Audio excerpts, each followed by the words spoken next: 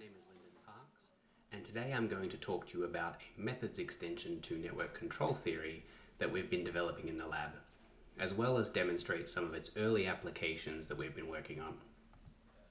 I have no disclosures. Network control theory is an analytic approach that allows us to study large-scale brain dynamics. Importantly, it allows us to examine the relationship between these patterns of dynamics and the topology of the underlying structural connectome. In humans, this is done by taking a whole brain connectome as the core input to our model, which we typically estimate from diffusion-weighted tractography data, which is what I'm illustrating here. Then, on top of this connectome, we specify a model of diffusive linear dynamics, wherein the change in a region's neural activity over time is a product of its own activity at a given time point, plus a linear combination of its neighbor's activity, weighted by the strength of connectivity between those nodes. Note that this simple model underpins many of the ways in which we characterize the topology of the human connectome in network science, including how we estimate a brain region's importance within the connectome, or its centrality, as well as how we model how regions communicate with each other, even in cases where they are not directly connected via a white matter pathway. In its most basic form, one of the things this model allows us to do is to simulate how whole brain activity changes over time when seeded from an initial state chosen by us, the researchers. For example, we can select a pattern of activity that we can obtain from fMRI data, like this one pictured here in the bottom right-hand corner, which shows greater activity in the visual cortex compared to the rest of the brain. And then we let activity shift over time without any further input from us and just see where it lands. We call this an uncontrolled trajectory through state space. What network control theory does is extend this simple idea by adding a control term to the model. Now, instead of specifying just an initial state and letting brain activity diffuse passively through the brain, we also specify a second brain state a priori called the target state, and then NCT finds a set of external control signals that, when injected into the brain, guide or control that activity towards the target state over some period of time. And it is this controlled trajectory through state space that we are most interested in whenever we conduct an NCT analysis. Using NCT, we can ask a diverse range of questions about the brain, such as how much effort or control energy does it take to transition between two brain states? Are some state transitions more effortful than others? And if so, why is that the case? For a given pair of brain states, does it take more effort to transition in one direction over the other? And again, if so, why? What features of connectome topology facilitate or constrain these state transitions, and how? And finally, how do individual differences in connectome topology explain differences in this control energy in a population of people? Now, we, as well as many others, have been using NCT to examine questions like these for a while now. We have done things like examine the linkage between NCT outputs and individual differences in psychosis symptoms, as well as characterize the spatial patterning of those effects across the cortex. We have looked at asymmetries in control energy within specific state transitions, as well as how those asymmetries vary across development and link to other features of connectome topology. Work from other groups has characterized how diverse cortical maps of neurobiology impact the control energy required to transition between a broad variety of cognitively demanding states. Finally, last year, my colleague Jason Kim and I published a protocols paper that provides step-by-step guidance on how to perform all of these analyses, as well as others using control theory.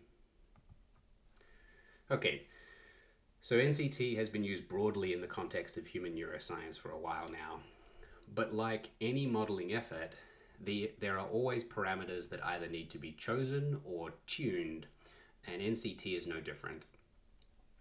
One of NCT's parameters that has so far received little attention in neuroscience is each node's internal decay rate inside the model. So in the model, each node is assigned a decay rate that governs the rate at which its intrinsic dynamics fluctuate over time. By default, we set this parameter uniformly to -1, which has the benefit of ensuring that the dynamics of the system remain stable over time, but it also creates a homogeneous profile of intrinsic dynamics across the brain. Now, in all of the work I mentioned previously, including our own, this default parameter was used. But we know from the brain mapping literature that this default doesn't fit with our understanding of how brain regions' intrinsic neural timescales pattern the cortex. So to address this limitation in the model, Jason and I set out to develop an extension to our NCT toolbox that allows researchers to optimize nodes' internal dynamics for specific state transitions, while ensuring that the conditions of NCT are still met. For the sake of time in today's symposium, I'm going to skip over the details of our algorithm, but I encourage you to check out our preprint for more information if you're interested. Very briefly, using PyTorch, we implement network control within an automatic differentiation framework, and then we perform backpropagation on the decay rates while minimizing the distance between the controlled state trajectory and the target state for a given transition. And this is what I'm showing on the right-hand side of this figure. So this approach is data-driven, and it gives us a vector of decay rates for each state transition that we study that varies across brain regions, which in turn gives rise to diverse intrinsic neural timescales within our model. So we developed and tested our approach by examining transitions between a set of resting state coactivation patterns that we extracted from the Human Connectome project. And this is what I'm showing at the top here. First, when fitting our model to a group average connectome from the Human Connectome project, we find that our optimized decay rates vary systematically both across the brain as well as across state transitions. Second, and more importantly, we find that our optimized decay rates reduce the control energy associated with all of the state transitions we studied. Note that this is not a trivial result from our model. This is because our algorithm does not incorporate control energy during model fitting. That only comes at the end. Rather, it only seeks to bend the state trajectory as it tracks towards the target state. And this could have resulted in either an increase or a decrease in control energy depending on the specific state transition, or no or minimal change at all. So to examine this effect more closely and provide some intuition, we implemented two complementary null models.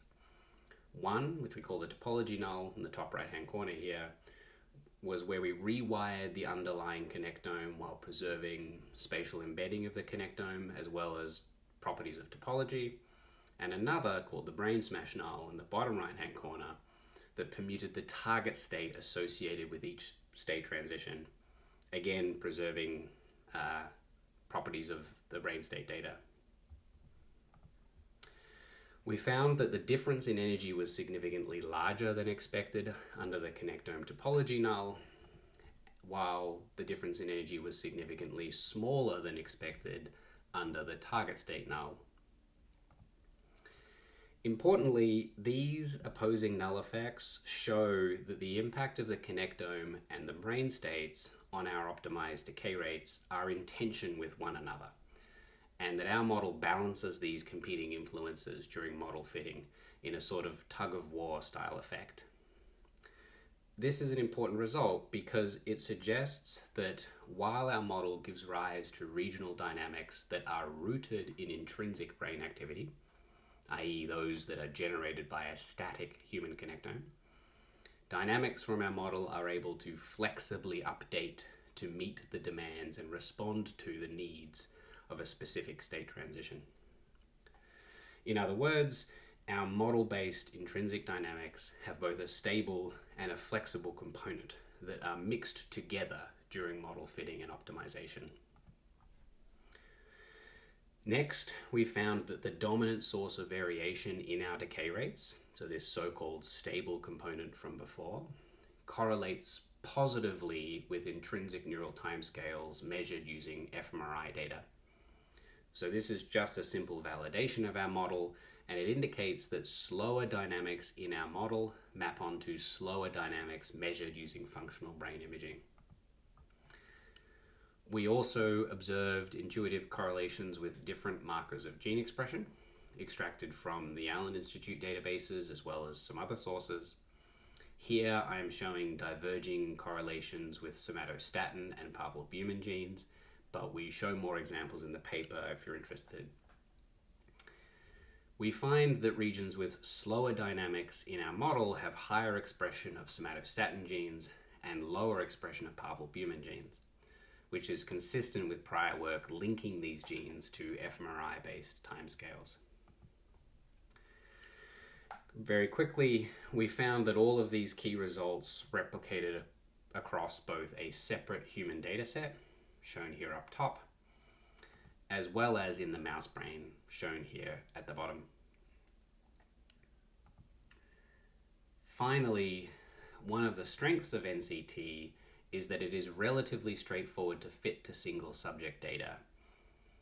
Given that, we applied our model to about 900 subjects from the HCP young adult dataset and found that our optimized approach significantly improved the out-of-sample prediction of a broad range of cognitive variables that are included in that dataset.